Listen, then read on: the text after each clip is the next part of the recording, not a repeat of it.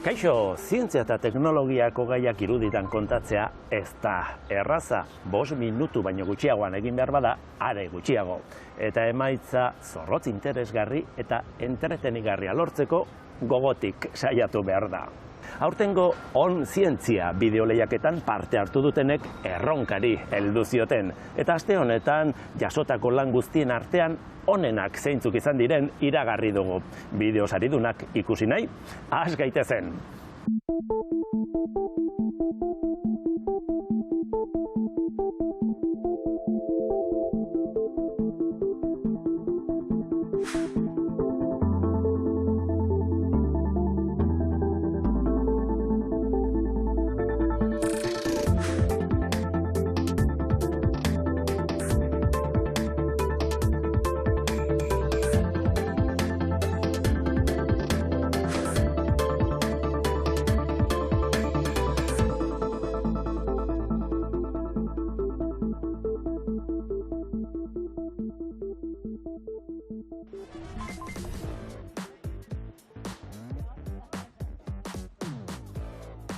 Beste urte batez eta badira 15 dagoeneko, Elhuyarrek eta Donostia International Physics Centerrek antolatutako On Zientzia bideo lehiaketaren sari banaketa eginda Donostiako Tabakaleran. Sormena eta zorroztasun zientifikoa uztartu eta lehiaketara aurkeztu diren lan interesgarrienen egileak bildu dira ekitaldian. Euskaraz, ingelesez, zein gaztelaniaz, zientzia gai oso anitzak jorratu dituzte. Eta guztiak On Zientziaren webgunean ikusgai daude. Zientzia gizartera hurbiltzea baita lehiaketaren helburua. Horretarako aukeratutako bidea da, bideo labur eta originalen ekoizpena sustatzea. Tira, arratsaldeon ongi etorri On Zientzia bideo lehiaketaren sari banaketa ekitaldira. Aurtengo berritasuna kuantikaz diharduten bideoen kategoria da. Izan ere, 2025 zientzia eta teknologia kuantikoaren nazioarteko urtea izendatu dute, eta On Zientziak bat egin du izendapenarekin. Aurten zientzia eta teknologia kuantikoan urtea izanik, mundu mailan ekimen ugariari dira bultzatzen, eta DIPC-ek ere Donostian hainbat hitzaldi, erakusketa eta jarduera bultzatu ditu, eta On Zientzian ere horrek islada izatea nahi genuen, eta Baskio estrategiaren laguntzarekin kategoria hau proposatu dugu aurtengo ediziorako espreski. Gainera, bai Donostian eta bai Euskal Herrian kuantikaren ikerketak pisua izan du, baina azken urteotan pisua irabazten ari dela ikusita, guk ere hor egon nahi genuen eta hor egon behar genuela pentsatzen genuen.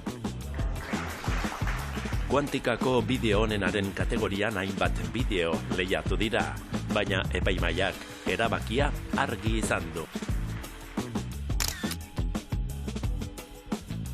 Izan ere, bideo irabazlea originala da, eta kafetegi batean gerta daitezken egoerak erabili ditu kontzeptu abstraktu eta zailak modu ulergarrian azaltzeko.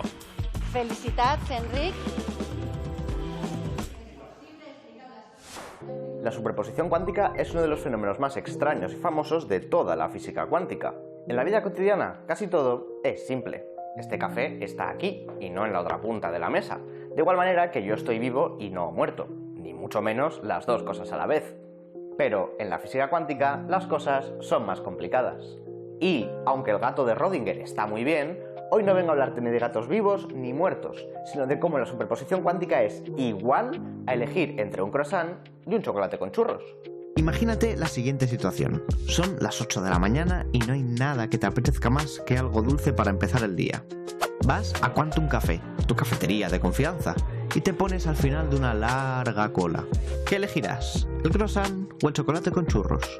Desde este momento, la probabilidad de que elijas uno u otro irá evolucionando. A lo mejor ves un croissant de otro cliente y tu decisión se inclina un poco hacia escoger el croissant. O te llega el olor del chocolate con churros y tiras más hacia él. La probabilidad de escoger cada uno irá fluctuando, cambiando, de manera casi aleatoria. Esto es exactamente lo que le pasa a las partículas subatómicas, como los electrones. Pero en vez de pasarles con una elección entre un croissant y un chocolate con churros, les pasa con cualquiera de sus propiedades: velocidad, posición o incluso spin. Por ejemplo, un electrón no está en un sitio concreto, sino que tiene diferentes probabilidades de estar aquí, aquí o incluso aquí. Y claro, estas probabilidades también cambian de manera aleatoria, lo que se llaman fluctuaciones cuánticas. Pero entonces, ¿cuándo se decide dónde está? ¿Está siempre en esta nube de probabilidades? Volviendo a nuestra cafetería, la decisión final entre croissant y chocolate con churros se tomará exactamente en el momento de pedir. Es decir, cuando el dependiente nos pregunte ¿qué desea? En ese momento exacto, la decisión colapsa y o bien pides el croissant o bien pides el chocolate con churros, sin medias tintas. Es como si giráramos una ruleta que tiene representadas las probabilidades de justo antes de que el dependiente nos pregunte, y la opción que salga de esa tirada aleatoria es la que pediremos. Pues con electrones, lo mismo, pero en vez de que un dependiente le pregunte qué quiere, lo único que hacemos es observarlo. Solo por el hecho de mirarlo, obligamos al electrón a que defina dónde está. Lo obligamos a tirar de la misma ruleta que antes. En los dos casos hemos pasado de tener diferentes posibilidades con cierta probabilidad cada una a saber exactamente qué pediremos o dónde está el electrón. Esto se llama colapso de la función de onda, y la función de onda no es más que esta nube de probabilidades que tiene una propiedad. Pero ojo, porque aunque al observar forzamos que algunas propiedades se definan, hay otras de las que perdemos información. Es el caso de la posición y la velocidad. Si sabemos muy bien dónde está el electrón, no tendremos ni idea de a qué velocidad se mueve.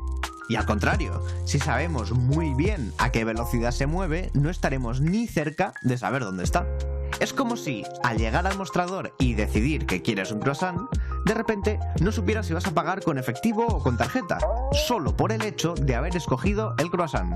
Puede parecer ansiedad social, pero no tiene nada que ver. Esta cosa tan rara es el principio de incertidumbre de Heisenberg, otra de las reglas más famosas y extrañas de la física cuántica. No es que no sepamos medir bien, sino que las propias reglas del universo no nos permiten saber estas dos cosas a la vez. La próxima vez que vayas a pedir un croissant, ya lo sabes. Aunque a nuestra escala la superposición cuántica sea completamente indetectable, tu indecisión puede ser más cuántica de lo que parece. 18 urtetik berakoek egindako bideo honena berariaz saritzen da, ontzientzian. Ubai Mol Ruiz gazteak egindako platano erradioaktiboak lanak irabazi du aurten. Ubaik ezin izan du sari banaketa ekitaldira etorri, eta bere amak jaso du saria bere izenean. Epaimaiaren ustez, bere lanak kontzeptu ezberdinak ongi azaltzeko gaitasuna du, estetikoki koherentea da, eta hasieratik bukaerara osotasuna du. Guazen euskarazko bideo onenaren saria banatzea. Euskarazko bideo onenak ere saria izaten du. 94tik 60 lan aurkeztu dira euskaraz aurtengo ekitaldian, beraz, gehiengoa izan dira eta oso kalitate onekoak. Epaimaiaren hitzetan, kategoria honetako irabazleak zientziak aurrera nola egiten duen erakusteko gaitasuna izan du, deskartatutako hipotesien balioa ikusarazten duelako.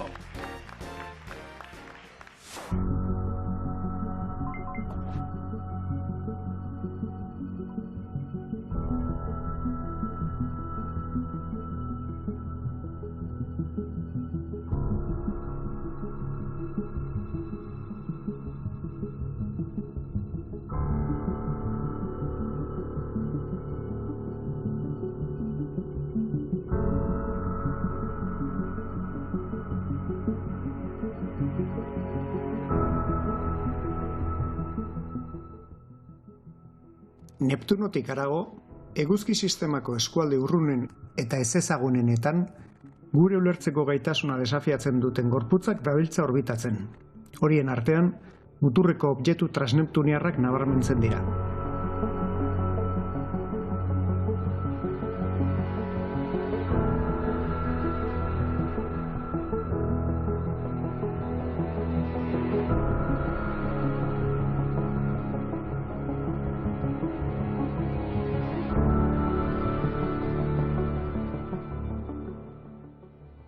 objektu horien kokapen orbitala dela eta jakin min handia eragiten duen hipotesi bat planteatu dute.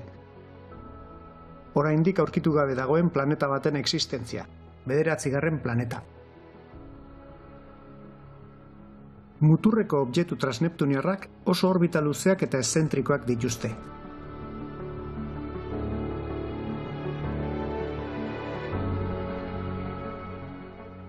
Eta ekliptikaren planoarekiko inklinazio esanguratsuekin.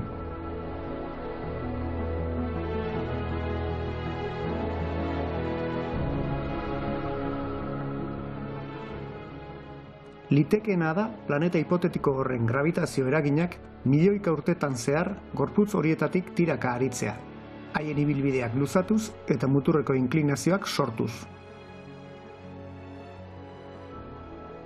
Aparteko perihelioa eta lurraren masa baino 4 aldiz handiagoa duen planeta berri batek azal dezake portaera hori. Halakorik balego, 10.000 eta 20.000 urte artean beharko lituzke eguzkiaren inguruan orbita bat osatzeko. Bereziki interesgarria da Zeneos 14 meteoritoaren ibilbidea. Simulazioetan 9. planeta aurki daiteken zeru eskualdearekin bat dator.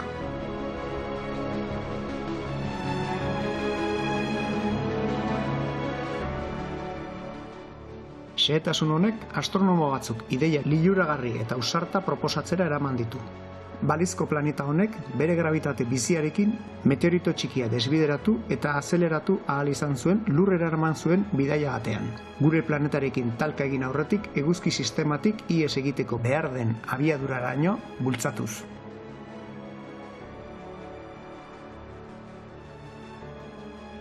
Hala ere, zientziaren historian azkenean baztertu egin ziren hipotesi sendoz beteta dago. Vulkanoren kasua esanguratsua da.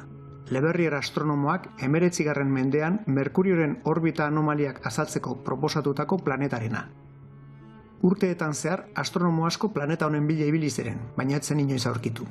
Azkenik, Merkurioren orbita anomaliak Einsteinen erlatibitate orokorraren teoriari esker argitu ziren. Planetaren existentzia ez da ziurra. Zientziak zorroztasunez aztertzen duen aukera bat baizik. Aukera hori onartzea edo baztertzea ez da sinismen edo intuizio kontua izango. Froga zehatzak metatzearen ondorioa baizik. 9. planetaren bilaketa erronka ikaragarria da.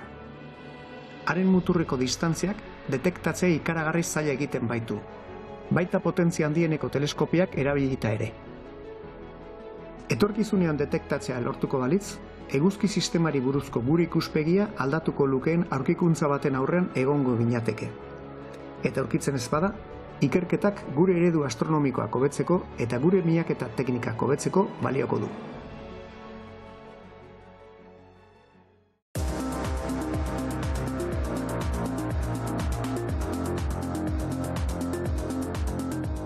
Mugikor bat nahikoa da zientzia divulgazioko bideo on bat egiteko? Ez. Egia da, gaur egun edozein mugikorrek kamera ona duela. Horrek asko erraztu du ikusentzunezkoen ekoizpena. Baina grabatu ez ezik, beste lan asko egin behar dira ondo divulgatzeko. Gaia ezagutu behar da, argi eta zorrotz kontatzen jakin behar da. Ikuslearen arreta mantentzeko gai izan behar da. Ikusentzunezko hizkuntza intentzioz erabili eta batez ere jakin mina pizten duen istorio bat kontatzeko gai izan behar da. Beraz, kamera bat eskura izateak ez zaitu divulgatzaile bihurtzen. Garrantzitsuena ez da tresna, edukia baizik. Honen bestez, onzientzia bideo lehiaketaren divulgaziozko lan onenaren beste saria, 1.500 euro eta klaketa jasoko duen lana hauxe da. Etorkizuna gaur Unai Garzia López egilearena. Lehiaketako kategoria nagusiak divulgazio bideo onena saritzen du. Aurten 2 bideo puntutan berdinduta geratu dira, A2. Eta horregatik, sari nagusia 2 lanen artean banatzea eta exekuo ematea erabaki dute. Horietako batek, euskaraz, adimen artifizialari buruzko gogoeta egin du. Gai honen inguruan gehien barakatzen dagoena da tresnaren erabilerak. Tresna baina, adimen artifizialarekin egin daitezkeen gauzak. Adimen artifizialak eta sorkuntzaren alderdiak badu niretzat horrelako erlazioa ordenagailuak dituztelako hor komun.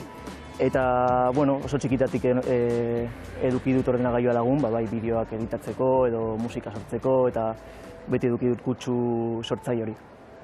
Duela 4 urte, lehiaketa honetan bertan eta alkandora honekin, adimen artifizialak etorkizunean gure realitatea hankazora jartzeko zuen ahalmena zitzegin genizuen deepfakea aurkeztuz. Bideoetan aurpegiak ordezkatzea errazten zuen tresna hura.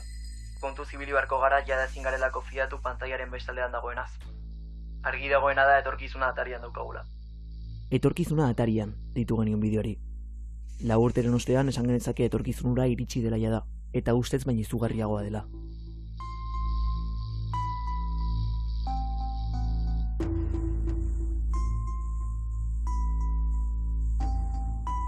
Deepfakea momentu hartan adimen artifiziala erabiltzen zuen iruzurrerako tresna ahalmentsuena izan zitekeen.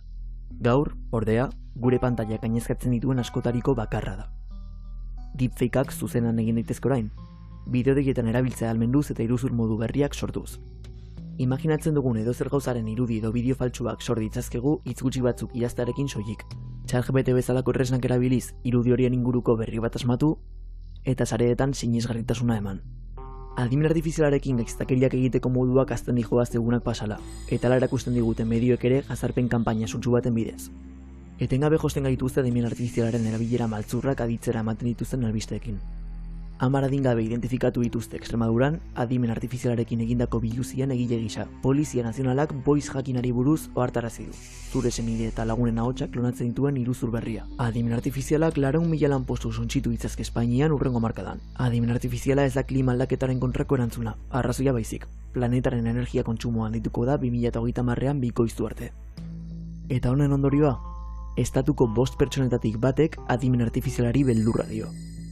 27,7ak ziurgabetasuna sentitzen du, eta 21,3ak kezka. Positibo gutxi batzuk, ordea, optimismoa 6,7 eta 2,7ak konfiantza. Argi dago, eta hala egiaztatu digute. Adimen artifiziala arma bat da. Engainurako eta masen kontrolelako sofistikatuena, eta edozein abusurako gaidena. Baina sekretu bat kontatuko dizuet. Tresna hauek biztanleriaren zati handi baten eskuetan egotea, tximino bati metraieta baten materialen antzekoa da. Eta honekin zer esan nahi dut. Ez da tresna, baizik eta nola erabiltzen dugun. Ikus ezagun adibide erraz batekin.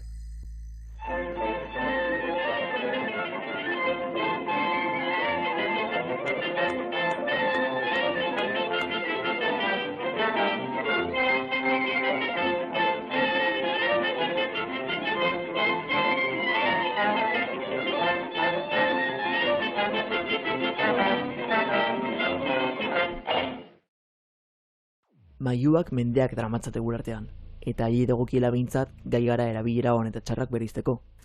Adimen artifizialarekin, ordea, ezigabe gutxak gara oraindik, eta normala da gauzak hasiera honetan bere honetik atera izana. Azken finean, oso ondo saldu digute irautza berri hau, baina pentsatu duzu nola iritsi garen ona? Noiz idatzi zenuen testu bat azkenekoz, ChatGPTren laguntzarik gabe? Noiz marraztu zenuen azkenekoz, promptik erabili gabe? Eta testu bat osorik irakurri, laburpenik eskatu gabe? Edo etxeko lanak zurek abuz egin? Txori txiki baten antzera dena murtxikatuta nahi dugu. Erraz eta azkar, bizigaren garaian ez baitugu galtzekunerik. Eta adimen artifizialak horixe bera eskaintzen digu. Segundotan sortzen ditu kuadroak. Esfortzurik gabe konposatzen ditu melodiak eta zehaztasun kirurgiko idazten du. Baina nonote geratzen ari gara gizakiok. Hasieran denbora urrestea txalotzen genuen. Orain, ordea, norberaren iritzi eta gaitasunen atrofia ikusten dugu. Eta honek teknologia honenganako dependentziara eramango ditu laizzer. Liura teknologikoa, itxuraz kaldegabea, pixkanaka gizaki egiten gaituena igatzen ari da. Dena akatsgabea, dena sintetikoa, dena makina. Dena zoragarria da, galdetzen diozun arte. Non dago akatsa? Ustegabeko bideak irekitzen dituen estropezu hori. Genialtasun baten sinadura den pintzelkada baldar hori. Akatsik gabe produktu antzu bihurtzen ari gara. Baina adimen artifizialari uko egitea ez dirten bidea. Pintzel batek margolaria balio gabetzen ez duen bezala, tresnak gure aukerak zabaltzen ditu soilik. Gakoa da, bidezidorrik gabe sortzeko erronka onartzea, prozesua zinerrolea estatuz, begirada heztea, benetakoa eta sortua berizteko, eta giza hotsari berriro ere protagonismoa eman. Adimen artifizialak gure imperfekzioa larrikatzera bultzatzen bagaitu, ezkutatu beharrean, benetako oreka aurkituko dugu. Gure berezitasunaren zerbitzura dagoen teknologia, eta ez alderantziz.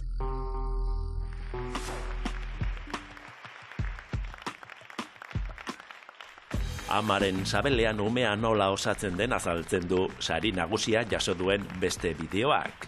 Epaimaiaren hitzetan, bizitzaren konplexutasuna azaltzeko gai izan da oso modu eraginkorrean, eskulanen bidez eta oso ongi konbinatutako baliabideekin. Me debatí entre la investigación, dar clases en un instituto, pero este mundo en el que se puede comunicar la ciencia de una manera creativa es lo que más me llama. Sí, la primera vez, aunque desde que éramos pequeñas, pues él nos ha ido contando muchas cosas de ciencia y nos gustaba mucho. Muy guay, muy divertido y pues hemos aprendido mucho con el vídeo que hemos hecho, además de un tema pues que era muy interesante. Uste dugu badakigula nola sortzen diren umeak, baina azaldu ohi digutena da nola sortzen den lehenengo zelula. Zer gertatzen da hurrengo 9 hilabeteetan? Gaur enbriogenesiari buruz hitz egingo dugu, milioika zelula jaio, bidaiatu, espezializatu eta sakrifikatzen diren prozesuari buruz. Zelula horiek giza adimen konplexu bat sortzeko gai dira. Jaiotzeko unean haur batek milaka milioi zelula izan ditzake. Horretarako zelulak ugaldu egin behar du, bere DNA kopiatu eta erdibituz. Prozesua behin eta berriz gertatzen da, 2 zelulatik 4, 4tik 8 eta abar. Laster itxura hau izango du eta morula deituko diogu. Lehen astean falopioren trompatik umetokiraino bidaiatuko du, eta han amak mantenugaiak eman ahal izango dizkio, eta blastozito bihurtuko da. Zelula geruza horretan hildo bat agertuko da, eta bertatik jaisten diren zelulak aldatu eta sandwich moduko bat osatuko dute. Gero itxi egingo da hodi bat osatuz. Gure gorputzak 200 zelula mota baino gehiago izan ditzakeen arren, funtsean 3 eremuko tubo bat da. Kanpoaldean azala, azpian giharrak, hezurrak, odola eta bar, sakonenean digestio eta arnas aparatuak. Eta nondik ateratzen dira garuna, bizkarmuina eta nerbioak? Ba ektodermotik, bizkarrean dauden eta hezurren barruan sartzen diren zelula batzuetatik. Urrats kritikoa da bizkarra ondo ezistea gerta daitekelako. Amak azido foliko hartzeak arrisku hori saiesten lagundu dezake. Zelulen mugimenduari jarraitzeko fluoreszentzia teknika erabiltzen da. DNA editatu egiten da proteina batzuetan argi ultramorearekin distira egiten duten molekulak itxasteko. Gainera, hazten garenean izango ez ditugun 2 zaku daude. Amniotikoa, likidoz betea, fetua babesteko, eta bitelinoa, arrautza gorringoa bezalakoa, enbrioia elikatzeko mantenugaiak dituena. Kontzeptu liluragarri bat ere badago, asimetriaren formazioa. Nola dakite zelulek noiz eta non osatu burua eta hankak? Ezkerraldea eta eskuinaldea, bularra eta bizkarra? Eta hori guztia osatzen ari biren haurtsua ikusi gabe. Beraien artean hitz egin gabe, presio edo seinale kimikoak neurtuz egiten dute. Zelulek ez dute entzuten, baina molekulen kontzentrazioak neurtzen dituzte. Zenbat eta hurbilago egon seinaleztapen gelaska batetik, orduan eta seinale gehiago jasotzen dituzte. Ezker eta eskuinarentzat oso metodo bitxia dago. Zientzialariak konturatu ziren gorputzaren 2 aldeak ispilu eran dituzten pazienteek, biriketako infekzio ugari eta antzutasun arazoak zituztela. Birikak zeluletako zilioek arbitzen dituzte, eta espermatozoideek flageloak dituzte mugitzeko. Barrutik biek molekula berdinak dituzte, eta gu osatzeko prozesuan ere, antzeko zelula batzuek seinaleak gorputzaren ezkerralderantz mugitzen dituzte. Gainera, zelulek denboraren joana sentitu dezakete kate erreakzioen bidez, mesodermoko zelulek ziklo horien erritmoa jarraituko dute somitoak osatuz. Somitoen goiko aldea muskulo bihurtuko da eta behekoa hezur. Eta mota zehatz bat eratzea izango da aktibo zeuden genen araberakoa, edo zelula seinalizatzaileak dauden distantziaren araberakoa. Hezurrak egon baino lehen kartilagoa dago, eta denborarekin zelula batzuk inguruan kaltzio fosfatoa egiten jarraitzen dute, dena hezur bihurtuz. Hezurrak mugitzen dituzten muskuluen zelulak txikiak dira hasieran, baina gero fusionatu eta elkartu egiten dira. Beste zelula batzuk zuzenean muskulu bihurtzen dira, behar den tokian. Osatu hala, haurtxoa zentzumenak erabiltzen hasten da, amaren ahotsa ezagutzen du edo atzamarra zurrupatzen du. Eraikitzeaz eta ugaltzeaz gain, zelula batzuk sakrifikatu egiten dira gure gorputzaren zatiak zizelkatzeko. Hala nola, atzen arteko tartea edo digestio aparatuko eta bihotzeko odien utxuneak. Eta mekanismo horiekin eta beste askorekin, zelula batetik, ume bat izatera pasatzen gara. Prozesuak zenbat eta gehiago ulertu, gertuago gaude organoak ekoiztetik, ehunak birsortzetik edo gaixotasunak prebenitzetik, baina baita giza ezaugarriak aldatzetik ere. Jakingo dugu botere hau erantzunkizunez erabiltzen? Espero dugu gustatu izana eta beti ikasten jarraitzea. Oso valorazio positiboa, ez? Batipat, bideo irabazleen artean oso gai ezberdinak jorratu dira, baina nik zerbait azpimarratzekotan esango nuke bideo hauek egiteko orduan erabili dituzten baliabidek eta estilok oso ezberdinak izan diela eta oso sormen handiko bideoak jaso ditugu eta batiz bat irabazleen arteko bideo hauek. Bideo pila bat jaso ditugu eta jendearen gogoa eta ilusioa ikusita eta urtengoa urte hurren borobila 15. izan da, datorren urteari begira. Zientziak eta ikerketak sormena ezinbesteko dute. On zientziari esker, sortzaile horietako batzuen lanaz gozatu ahal izan dugu, eta sari banaketa ekitaldian egileak ere ezagutu ditugu. Zorionak guztiei!